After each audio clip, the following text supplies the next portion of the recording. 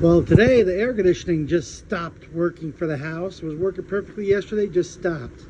So far, what I can understand, the compression line is not even getting hot. So, of course, the other lines after the valve is not going to get cold.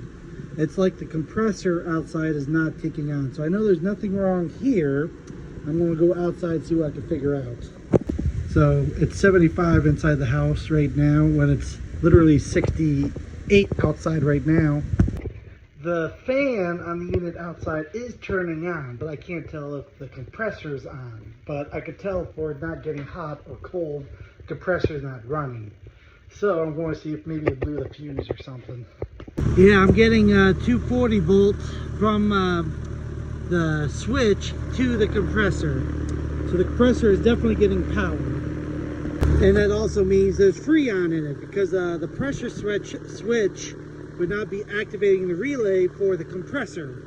So it does have Freon in it.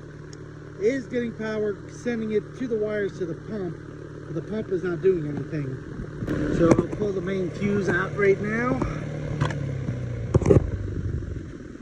Well, the compressor is hot to the touch, so that means the electric motor itself is working, but there's no flow. But either the compressor is seized up or the pump mechanism inside is completely shot. See, I thought maybe it was the plug on the compressor, because these plugs like to sometimes corrode and melt, but it doesn't look like it's that.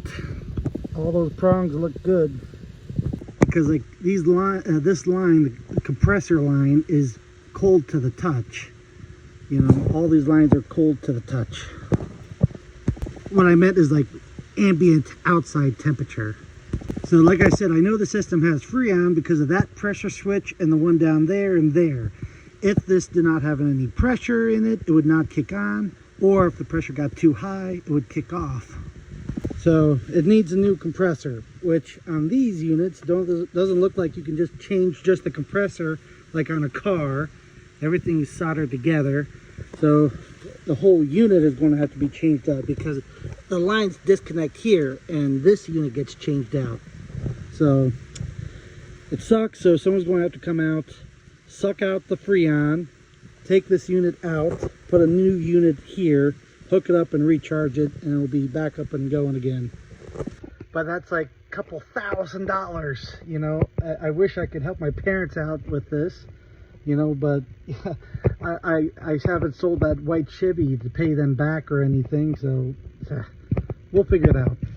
You know, it's nice how some of these units come with an electrical diagram, but this system is very simple to work on.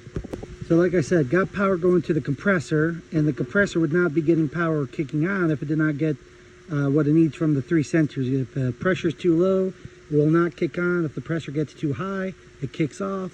If the temperature gets too high or too cold, it will kick on or off for a defrost cycle.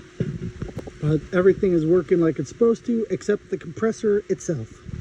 I'm going to have to pop the air conditioner out of Stinky Pete just so we get something going. Unplug it from the power inverter. Got that out. I got the air conditioner thrown in with a piece of plywood.